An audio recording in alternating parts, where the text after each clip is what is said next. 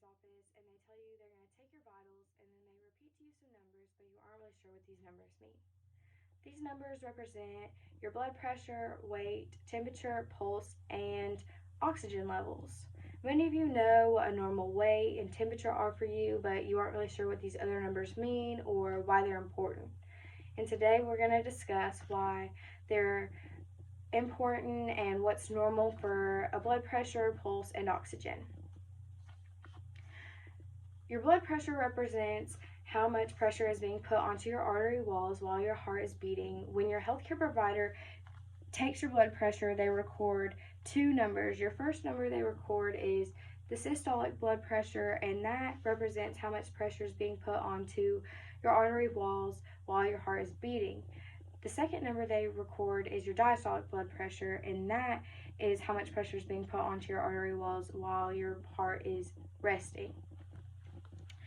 A normal blood pressure is less than 120/80.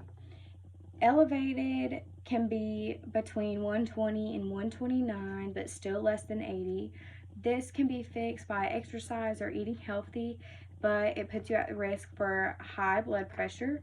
Once you get high blood pressure, this is typically fixed by medication and still healthier eating habits and more exercise to help keep your risk of heart disease and heart attack at a minimum. Speaking of your heart beating, how fast it beats is important too.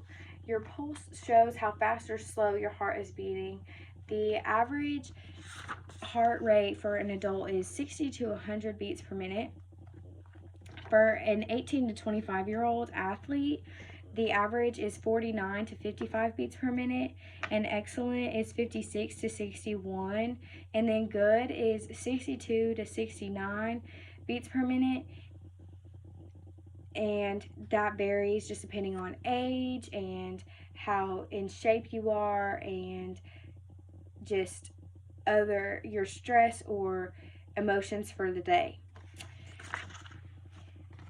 A kid's blood pressure can be higher or lower than an adult's. It goes from 40 to 50 beats per minute if the kid is really active to 120 beats per minute, if the kid's just really excited or just a really energetic kid.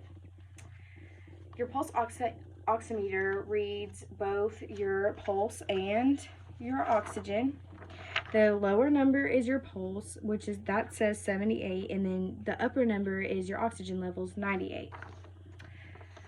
The normal oxygen levels are between 95 and 100, and if your oxygen levels drop below 95, that means you likely have circulation or respiratory issues and you need to be put onto supplemental oxygen, which will just help you have the right amount of oxygen that you need in your body, and make sure that your body's getting the nutrients that it needs.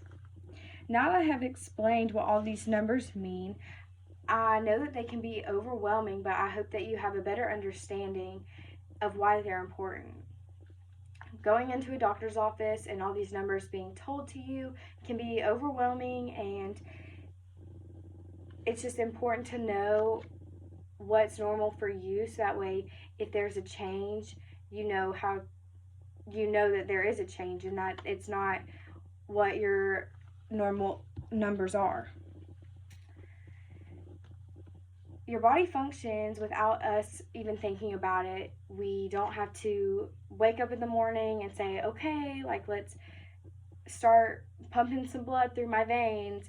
It just does it by itself. And that's why our only job is to know what's healthy for our body and to keep it in the right healthy levels for an adult. The sources I use are Harvard Health Publishing, with reading the new blood pressure guidelines, how to make your child's pulse, and hypoxemia, which is your low blood oxygen levels, by Mayo Clinic, and understanding blood pressure readings by heart.org. Thank you.